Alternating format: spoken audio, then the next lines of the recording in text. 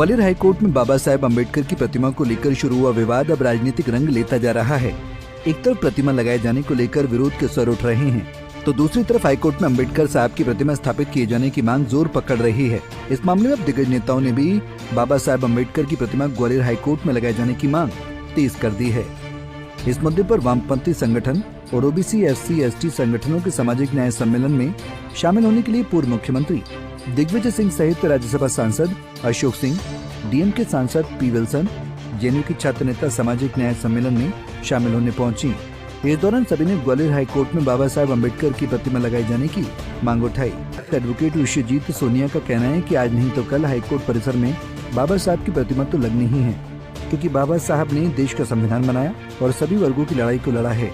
विरोध सिर्फ वही लोग कर रहे हैं जो संघीय मानसिकता, मानवता और असमानता की विरोधी हैं। बाबा साहब की मूर्ति की स्थापना की जहाँ तक बात है, तो जो माननीय न्यायालय का मुख्य न्यायाधिपति महोदय का जो आदेश है, वो आदेश आज नहीं तो कल धरातल पर लागू किया जाएगा और बाबा साहब की मूर्ति लगेगी। हमने पिछले साल भी सामाजिक न्याय सम्मेलन किया था, इस वर्ष भी हमने सामाजिक न्याय सम्मेलन किया। हर वर्ष सामाजिक न्याय सम्मेलन करते हैं और इस बार जो विषय था वो बाबा साहब की मूर्ति का था। आखिर अम्बेडकर से इतना डर क्यों?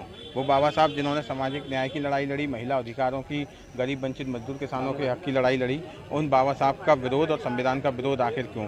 वो लोग कौन है जो बाबा साहब के और संविधान का विरोध कर रहे हैं? वो लोग जो संघीय मानसिकता के लोग हैं, वो लोग जो मानवता के विरोधी हैं, वो लोग जो असमानता के मानने वाले लोग हैं, तो वो लोग जो हैं बाबा साहब की मूर्ति का विरोध कर रहे हैं। जातिवाद, जब वो जातिवादी लोग जो संविधान का विरोध कर रहे हैं, देश का विरोध कर रहे हैं।